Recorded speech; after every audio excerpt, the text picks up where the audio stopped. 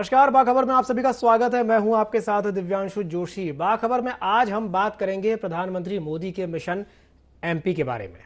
चुनावी साल है और मध्य प्रदेश पर अब पीएम मोदी का फोकस जो है वो बढ़ गया है। सितंबर में ही पीएम मोदी के 3 दौरे हैं। बुंदेलखंड को जहां वे 50,000 करोड़ की सौगात देने वाले हैं, 6 महीने के अंदर मध्य प्रदेश के पीएम मोदी 5 दौरे कर चुके हैं और अब सितंबर में मध्य प्रदेश के 3 दौरे वो और करेंगे।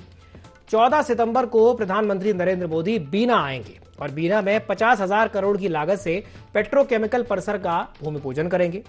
तो वहीं 18 सितंबर को ओंकारेश्वर में आदि शंकराचार्य की प्रतिमा का अनावरण करेंगे। साथ ही साथ 25 सितंबर को भोपाल में कार्यकर्ता महाकुंभ होना है, जिसमें वे आकर के संबोधित करेंगे।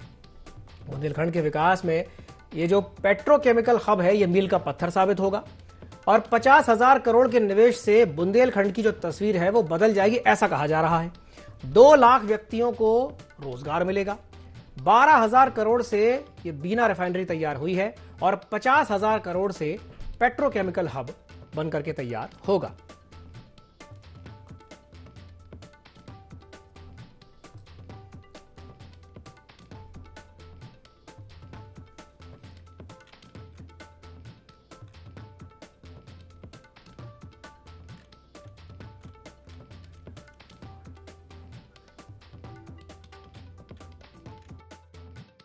बुंदेलखंड के बीना में हो रहा है। ये जो 50,000 करोड़ की रिफाइनरी और पेट्रोकेमिकल यूनिट है, इससे पूरे बुंदेलखंड में और हमारे पास के ज़िले विदिशा, गुना, अशोकनगर, इन सब जिलों में उद्योगों का जाल फैल जाएगा, क्योंकि पेट्रोकेमिकल यूनिट में इतनी अधिक एंसिलरी यूनिट लगती है कि हजारों इंडस्ट्री यहाँ पर लगेंगे। माननीय नरेंद्र भाई मोदी जी 14 सितंबर को प्रातः 11 बजे रिफाइनरी के विस्तार एवं पेट्रोकेमिकल्स कॉम्प्लेक्स का निर्माण के लिए पधार रहे हैं। ये बुंदेलखंड की नई तकदीर और तस्वीर लिखने का काम करें। 50,000 करोड़ रुपए की लागत से इसका निर्माण होगा। 2.25 लाख लोगों को प्रत्यक्ष और अप्रत्यक्ष रूप से रोजगार मिलेगा, लाभ होगा। जनता पार्टी समझ चुकी है कि मध्य प्रदेश में उनकी जमीन पूरी तरह से खसक गई है। आशीर्वाद यात्रा जो चालू करी थी, जनता का गुस्सा फूट रहा है और आशीर्वाद तो दूर, जनता उनका कड़ा विरोध कर रही है। तो मोदी जी चाहे पूरा अपने साज और सामान के साथ मध्य प्रदेश में आके 3 महीने के लिए बस भी जाएं, तो जनता इस बार माफ करने वाली नहीं है। जनता मन बना चुकी। तो चुनावी साल है और चुनावी साल में मध्य प्रदेश में जो केंद्रीय नेतृत्व का जो फोकस है अब वो बढ़ गया है और आज इसी विषय को लेकर के हम चर्चा करेंगे। और चर्चा को विस्तार देने के लिए हमारे साथ 2 खास मेहमान जुड़ रहे हैं। हमारे साथ चर्चा में जुड़ रहे हैं डॉक्टर राहुल रंजन जी, जो कि वरिष्ठ पत्रकार हैं। साथ ही साथ हमारे साथ जुड़ रहे हैं देवदत्त दुबे जी, जो कि वरिष्ठ पत्रकार हैं। आप दोनों ही मेहमानों का बहुत बहुत स्वागत है IND24 में। सबसे पहले मैं शुरुआत करना चाहूँगा डॉक्टर राहुल रंजन जी से। डॉक्टर रंजन जी, अभी आपने थोड़ी देर पहले शोभा ओझा जी की बात सुनी होगी। वो ये कह रही हैं कि अगर पीएम मोदी चाहें तो 3 महीने के लिए बस भी जाएं मध्य प्रदेश में तो भी कुछ होने वाला नहीं है। क्या कहेंगे इस पर? दिव्यांशु जी, वो तो शोभा ओझा जी हैं, कांग्रेस की लीडर हैं, तो उनको बोलने का तो हक है। लेकिन वर्तमान परिस्थितियों में जो हालात चल रहे हैं मध्य प्रदेश के, उसको आपको देखना पड़ेगा और राजनीतिक चश्मे से भी देख सकते हो और जनता के चश्मे से भी देख सकते हैं जी। पर राजनीतिक चश्मे से यदि आप देखते हैं तो चुनावी माहौल है और चुनाव के मूड में आ चुके हैं। मोदी जी, शाह साहब आ गए, शिवराज सिंह चौहान आ चुके हैं। कुल मिला के कहा जाए कि भारतीय जनता पार्टी पूरी चुनावी मोड में और पूरी ताकत को झोंकने लगी है। और यही क्रम है कि मोदी जी और शाह दोनों मध्य प्रदेश के दौरे पे लगातार आ रहे हैं जी। जबकि यदि अब देखा जाए स्थितियां क्या है कि जब मध्य प्रदेश इनके हाथ से निकलने की स्थिति में आ गया है, अब ये हुआ है कि जो स्थितियां बिगड़ गई हैं उनको कंट्रोल करने के लिए आ रहे हैं, डैमेज कंट्रोल। अब दूसरी चीज है कि बीना रिफाइनरी जिसको लेकर के कही जा रही है कि बीना रिफाइनरी का पेट्रोकेमिकल का वहां पर होगा 50,000 करोड़ लगेंगे और बुंदेलखंड की स्थिति सुधर जाएगी। बुंदेलखंड से मध्य प्रदेश का हर व्यक्ति और पत्रकार जगत या जनमानस भी बिल्कुल बहुत अच्छी तरीके से परिचित है कि बुंदेलखंड को आप उठा के देख लीजिए, बीना, बिदिशा, गंजवा, सोदा, उधर ओरछा, खजुराहो, टीकमगढ़, छतरपुर, अब उधर भी आप चले जाइए तो थोड़ा सा महाकौशल से इधर आ जाइए कि नरसिंहपुर, गोटेगांव, तो ये पूरी की पूरी बेल्ट में से कुछ छोड़िए तो बीना से लेकर के खजुराहो तक की बेल्ट जिसमें टीकमगढ़, नौगांव और ये पूरा इलाका आता है, इस पूरे इलाके की स्थिति आप देखिए कि बेरोजगारी बेइंतहा है, यहाँ उद्योग कुछ भी नहीं हुआ, पानी की समस्या बनी हुई है, सूखा ग्रसित क्षेत्र है। इस पूरे इलाके की लोग दिल्ली नौकरी करने जाते हैं, लड़कियों कई बार आता है कि यहाँ जो लड़कियों की बिक्री और खरीद फरोख्त का काम चलता है सिर्फ इसलिए कि वहां भुखमरी की स्थिति है, रोजगार की स्थिति नहीं है, तो इसके ऊपर कभी सरकार का ध्यान नहीं गया। 50,000 करोड़ लगा के बीना में और आप चाह रहे हैं कि बुंदेलखंड की पूरी तकदीर बदल जाएगी, तो इतने वर्षों में देखते देखते तो मतलब ये मत से कि 30 दशक तो मुझे देखते हुए हो गया, कभी बुंदेलखंड की तस्वीर को बदलते हुए मैंने नहीं देखा। बीना रिफाइनरी जब आई थी तब भी मुझे जहां तक याद है कि बीना रिफाइनरी आई जब सुंदरलाल पटवा जी चीफ मिनिस्टर थे तब शायद आई थी, हो सकता है कि, लेकिन उसके बाद से लेके अभी तक पिछले 18 वर्षों में जब भारतीय जनता पार्टी की सरकार है, 2 दशक मान लीजिए, 2 दशक में कभी बीना रिफाइनरी की चर्चा नहीं हुई, बुंदेलखंड की चर्चा नहीं हुई, क्योंकि बुंदेलखंड एक ऐसा क्षेत्र है जहां से वोटों का बहुत ज्यादा ध्रुवीकरण भी आपको दिखाई देगा, जातीय समीकरण भी वहां बहुत उलटफेर करता है, तो बुंदेलखंड को साधने की चेष्टा की जा रही है। अब एक चीज हो गई, अब दूसरी चीज है कि अब ये शंकराचार्य जी की प्रतिमा को अनावरण करने के लिए आ रहे हैं। अब ये तो धार्मिक आयोजन है, तो एक दूसरा पुट दिया गया कि हम यहाँ बुंदेलखंड एक क्षेत्र की चिंता कर रहे हैं, यहाँ आयोजन ये किया गया कि हम यहाँ धार्मिक आस्थाओं को जिंदा रख रहे हैं। तो आप महाकाल लोक का भी आप देख चुके हैं हस्र क्या हुआ।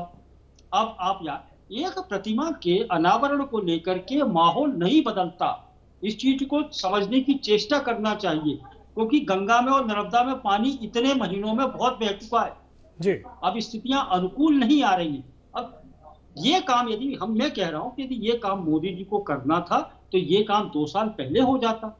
50,000 करोड़ रुपए आपको लगाना था, सरकार के पास पैसा था, सरकार के पास योजना थी, ऐसा तो कुछ नहीं है कि आसमान फट गया और अभी शुरुआत करनी हो, अभी नहीं, 6 महीने पहले आप कर सकते थे, साल भर पहले करते तो मैं समझता था कि ये माहौल बन सकता था और आपके पक्ष में आ सकता था।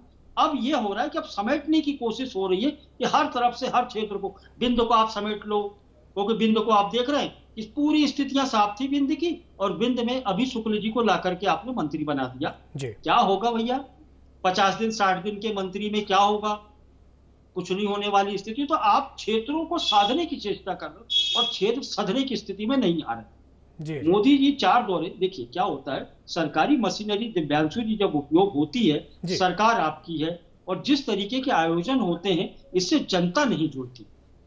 जनता को चाहिए कि सीधे सीधे कि प्रधानमंत्री जी से हमारी बात होनी तो 1 to 1 बात हो जाए, कम से कम 4 आदमी की बात हो जाए। 40,000 लोग जुड़ेंगे तो कम से कम 4 की बात तो उन तक पहुंच जाए। मध्य प्रदेश का प्रतिनिधित्व 4 आदमी कर लेंगे, लेकिन 4 तक भी नहीं पहुंच पाएंगे वहां, क्योंकि बहुत ज्यादा, इतना ज्यादा टाइट शेड्यूल होता है और इतनी सुरक्षा चौक चौबंद होती है कि प्रधानमंत्री तक पहुंचना आम जनमानस का मुश्किल। यहां यदि कांग्रेस कह रही है कि हम बहुत लीड कर रहे हैं, तो नो डाउट लीड इसलिए कर रहे हैं कि कांग्रेस को बहुत वर्षों बाद समझ में आया है कि जनता ही उनके लिए सब कुछ है और ये जनता के बीच जाने लगी, बस ये फर्क है। चलिए ठीक है, मैं देवदत्त जी के पास जाना चाहूंगा। देवदत्त जी, चुनावी साल है, मध्य प्रदेश में केंद्रीय नेतृत्व का जो फोकस है वो पहले से ज्यादा बढ़ गया है, बैक टू बैक दौरे देखने को मिल रहे हैं पीएम मोदी के, और सितंबर में ही एक के बाद एक 3 दौरे देखने को मिलेंगे। कैसे देखते हैं आप इसे, और बुंदेलखंड को जो साधने की जो कोशिश हो रही है, क्या कहेंगे इस पर? देखिए, जिस तरह से 2018 का परिणाम था, उससे सबक लेकर ये सतर्कता है और राष्ट्रीय नेतृत्व किसी प्रकार की रिस्क नहीं लेना चाहता। और एक ये भी है कि अभी आचार संहिता लगने के पहले, क्योंकि एक सभा में करोड़ों रुपए खर्च होते हैं, तो जितनी जल्दी इन कार्यक्रमों को निपटा लिया जाए, फिर आचार संहिता में चुनाव खर्च जुड़ने लगता है। और इसमें कोई शक नहीं कि इस समय भाजपा में तो सर्वाधिक जो लोकप्रिय है वो मोदी है, तो उनकी जो भी स्थिति है, भाजपा उनको अधिकतम उपयोग करना चाहेगी, क्योंकि मध्य प्रदेश में उनको अभी भी फीडबैक नहीं मिला सही, चाहे पंचायती राज, नगरीय निकाय के चुनाव हो और 2018 के परिणाम हो। तो एक ये भी है कि विधानसभा के साथ लोकसभा की भी तैयारी चल रही है। ये पूरा लगातार दौरे ही बता रहे हैं कि भाजपा अभी उस स्थिति में नहीं है जहां वो अनुकूलता या संतुष्ट हो सके। उसको जो खबरें आ रही हैं, जो फीडबैक आ रहा है, इसलिए वो अपना सबसे बड़ा दांव खेल रही है। अब ये तो बाद में पता चलेगा कि क्या असर हुआ, क्या नहीं हुआ। ऐसा नहीं कि केवल मोदी जी, प्रियंका और राहुल गांधी के भी प्रोग्राम लगभग तय हो गए हैं। अभी 5 अक्टूबर को प्रियंका धार आ रही है, मोहनखेड़ा में, और इसके बाद राहुल गांधी प्रियंका के लगातार दौरे हैं। जो प्रत्याशियों से कहा जा रहा है, जो जैसे कोई बड़ा अधिकारी, कोई बड़े पर्सन को लड़ा रहे हैं कई सीटों पर, तो उनसे कहा जा रहा है कि हम प्रियंका या राहुल गांधी की सभा भी देंगे आपको, आप आइए और लड़िए, जैसे कोई बड़ा अधिकारी है, कोई जज है। ये भी चल रहा है। तो जिस तरह की दोनों दलों में ये स्थिति है कि 2018 में 6-7 विधायकों का अंतर रहा, लगभग बराबरी करे। फिर नगरीय निकाय चुनाव में भाजपा जो 16 नगर निगम पे काबिज थी, वो 7 हार गई। पंचायती राज चुनाव में भी सबने देखा क्या हुआ। तो दोनों की उम्मीदें हैं कि कांग्रेस कहती कि हम थोड़ा और जोर लगाएंगे तो अच्छे से मेजॉरिटी में आ जाएंगे, बॉर्डर पर नहीं रहेंगे। और भाजपा ये सोच रही है कि जो गलतियां हमने ओवर कॉन्फिडेंस के 18 में की, अब नहीं करें तो शायद हम आ जाएं। तो उम्मीदें दोनों की हैं, लेकिन जमीनी हकीकत और ये सब तो जनता ही को तय करना है। लेकिन सबसे बड़े दाव खेले जा रहे हैं, उधर राहुल प्रियंका का, इधर मोदी शाह है। और उन्होंने अपने सबसे विश्वसनीय मंत्रियों को भी यहाँ प्रभारी बनाकर भेजा, भूपेंद्र यादव और सुनील मिश्रा। हम और आप जब चर्चा कर रहे हैं तो इस समय जगत प्रकाश नड्डा जी के निवास पे अमित शाह और मध्य प्रदेश के मुख्यमंत्री, प्रदेश अध्यक्ष सब बैठे चर्चा कर रहे हैं इन्हीं सब सीटों पर। तो बड़ा अभूतपूर्व चुनाव होगा मध्य प्रदेश की राजनीति के इतिहास में। 2023 का विधानसभा चुनाव अभूतपूर्व होगा। एक एक बूथ पर ध्यान दिया जा रहा है, एक एक प्रत्याशी चयन पर फोकस किया जा रहा है, और अंततः चुनाव तक एक एक वोट पर फोकस करने की स्थिति आ जाएगी, क्योंकि डू एंड डाई, करो या मरो की लड़ाई में है दोनों दल। और इससे ज्यादा असर जो लोकसभा को लेकर है, तो राष्ट्रीय दल दोनों इसलिए चिंतित है कि तुरंत बाद लोकसभा, और अभी तो ये भी संभावना है कि 2018 सितंबर को विशेष सत्र आयोजित किया गया है, उसमें क्या स्थिति बनती है। कोई ये कहता है कि लोकसभा पहले करा लेंगे या विधानसभा टाल लेंगे थोड़ा वहां तक। तो दोनों दलों की जो तैयारी है वो लोकसभा के, विधानसभा के साथ साथ लोकसभा की भी चल रही है। तो प्रत्याशी चयन भी इस तरीके से किए जा रहे हैं कि समीकरण सेट किए जाए। तो बड़ा कवायद चल रही है, दोनों दलों में इतने रणनीतिकार बैठे हुए। कर्नाटक की पूरी टीम मध्य प्रदेश में कांग्रेस की तरफ से बैठी है, और भाजपा के तो चुनिंदा नेता जो माहिर है वो आई गए हैं। और इसके अलावा भी सोशल मीडिया के विशेषज्ञ, सर्वे के विशेषज्ञ, बहुत सारी जगह से बार रूम बने हुए हैं। तो बड़ा अभूतपूर्व चुनाव होने जा रहा है। और इसमें स्वाभाविक है, जब इतना कसमकस का चुनाव रहेगा तो दोनों दल अपना सबसे बड़ा दांव खेल रहे हैं।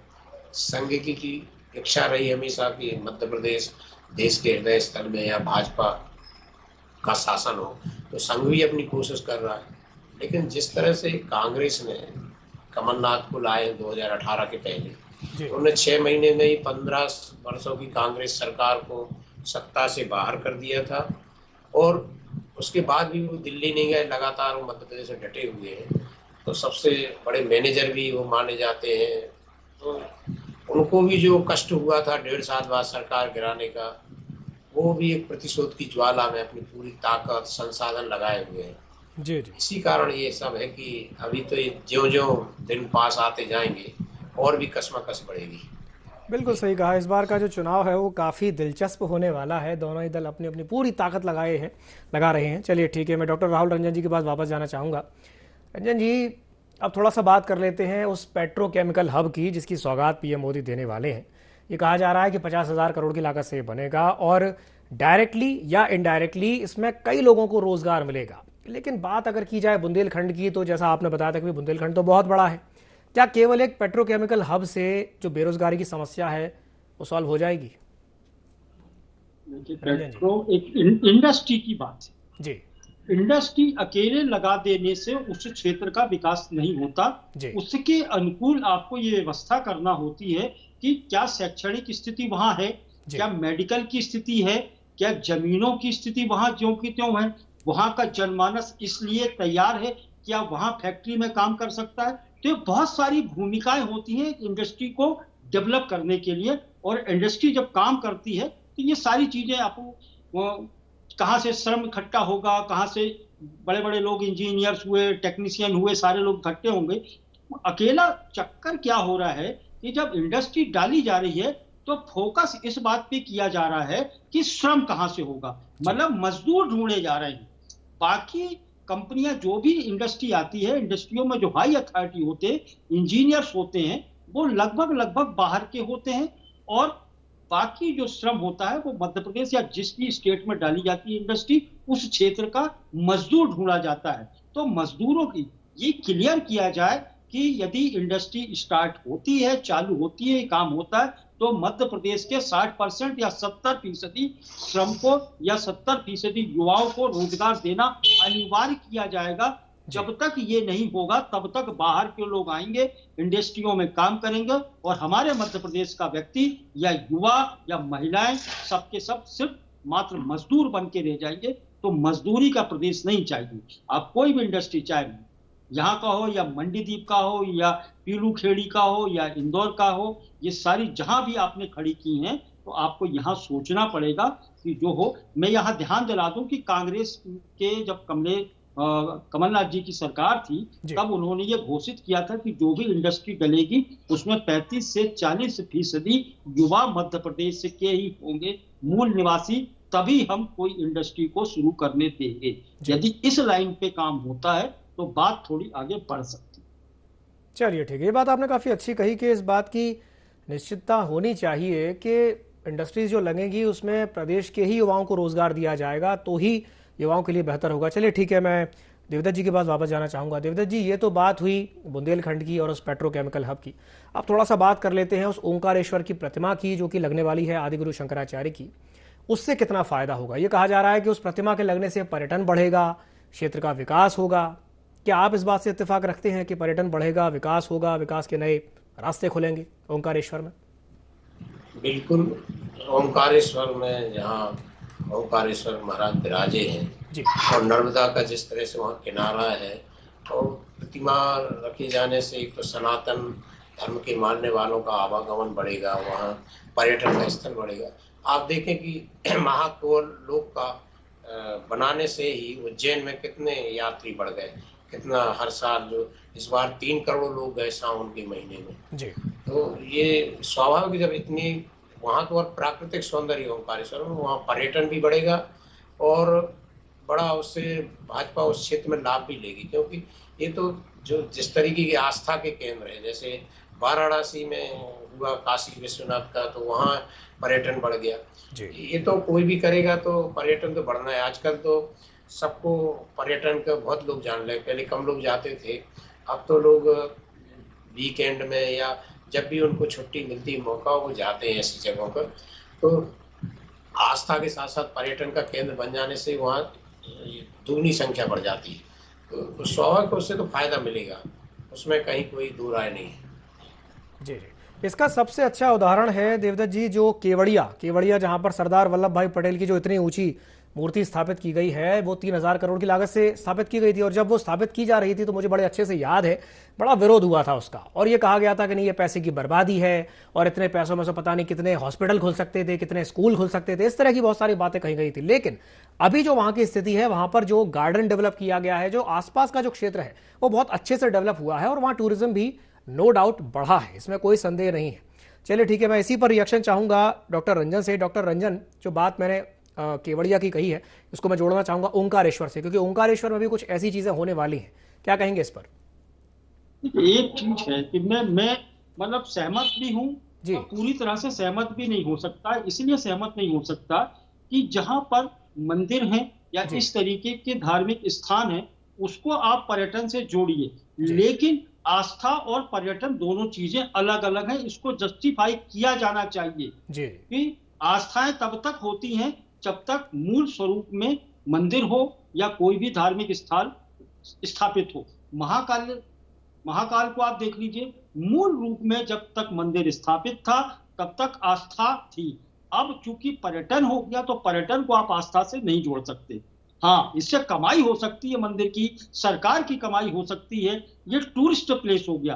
तो कभी भी आस्था केंद्रों को टूरिस्ट प्लेस के रूप में डेवलप किए जाए। आप बाहर का डेवलप कर दीजिए, उज्जैन के बाहर आप डेवलप कर दीजिए, लेकिन मंदिर की आस्था को आप, मंदिर महाकाल हो, ओंकारेश्वर हो या कोई भी धार्मिक स्थान हो, उसको अपने मूल स्वरूप में रहने दीजिए। आप बाहर ले जाइए पर्यटन को, उसके हिसाब से आप पर्यटन को डेवलप कीजिए तो बात बनती है। आप मंदिर को ही पर्यटन में डेवलप कर देंगे तो स्थितियां ठीक नहीं होती। लोग छुट्टियां मनाने जाते हैं, लोग सोशल मीडिया पर खेलने के लिए जाते हैं। रंजन जी, लेकिन जिस तरीके से हम ये देख रहे हैं, चाहे राम राजा लोक हो, चाहे सलकनपुर की बात हो, सभी जगह तो सरकार यही कर रही है। सब जगह तो जो बात आप कह रहे हैं कि आस्था और टूरिज्म ये दो अलग अलग चीजें होनी चाहिए, लेकिन जब हम देखते हैं कि सरकार चाहे राम राजा लोक की बात करें, सलकनपुर की बात करें, कहीं की भी बात करें, सबको उसी तरीके से डेवलप कर रही है, तो क्या कहेंगे इस पर? नहीं, ठीक, मैं वही तो कह रहा हूं कि आपने मंदिरों को, धार्मिक स्थानों को आपने पर्यटन के रूप में डेवलप कर दिया, लेकिन अभी तक तो ठीक है। लेकिन यदि जैसे ही आप टूरिस्ट बहुत ज्यादा बढ़ाओगे और पर्यटन को बढ़ावा दोगे, तो आप ये देख लीजिए उत्तराखंड में जो कुछ हो रहा है, वही स्थितियां आने वाले वर्षों में बाकी प्रदेशों में, और जहां जहां पर्यटक आप बना रहे पर्यटन स्थल, धार्मिक स्थानों को, वहां ये स्थितियां होंगी। देखिए क्या होता है कि जो चीजें जिस स्वरूप में, जिस काल में गठित की गई है, जिस काल में उनकी स्थापना की गई है, उसको यदि भौगोलिक रूप से आप परिवर्तित करोगे तो ये नुकसान होता है। और आज नहीं होगा, कल होगा, परसों होगा, लेकिन होगा जरूर। अब सलकनपुर का आपने जिक्र किया है, सलकनपुर को मध्य प्रदेश के लगभग सारे हमारे दर्शकों ने मध्य प्रदेश के देखा है और वहां गए हैं, उसके मूल स्वरूप को भी सलकनपुर को देखा है। अब सलकनपुर की उस पहाड़ी को यदि आप टूरिस्ट प्लेस में कन्वर्ट कर देते हो, ठीक है, नीचे तराई इलाके को आप कन्वर्ट कर दीजिए, लेकिन यदि आप वही धार्मिक, वही विश्रामशालाएं बना दीजिए उसी पहाड़ पे, तो क्या होगा? एक समय के बाद, आज नहीं होगा, 10 साल के बाद होगा, धसकेगा जरूर। ठीक, चलिए, स्थिति अनुकूल नहीं होती चीजें। मेरा कहना, पर्यटन से जोड़िए, उज्जैन को पूरा पर्यटन स्थल बना दीजिए, लेकिन महाकाल को छोड़ दीजिए। जी, चलिए ठीक है। देवदत्त जी, क्या कहेंगे इस पर? पर्यटन और आस्था को मिक्स नहीं करना चाहिए, अलग अलग रहना चाहिए। देखिए, ये सही है रंजन जी का कहना, उसको मिक्स करने के तरीके अलग होते हैं। जैसे कि आप कहीं जा रहे आस्था के उसमें, और आवागमन के साधन नहीं, वहाँ बैठने की जगह नहीं है, तो वो आस्था भी कमजोर पड़ जाती है। जैसे इलाहाबाद जाओ, पंडा जब करते हैं ना, ये चढ़ाओ वो चढ़ाओ, तो लोगों की आस्था कम हो जाती है। लेकिन वहाँ जाके आपको सुकून, शांति मिले। आप आस्था तो अपनी मन की, दिल की बात है, आप मूर्ति के सामने अपनी आस्था पूरी रखिए और बाद में बाहर आके उसका पर्यटन का मजा भी लीजिए, उसमें कहीं कोई नहीं है।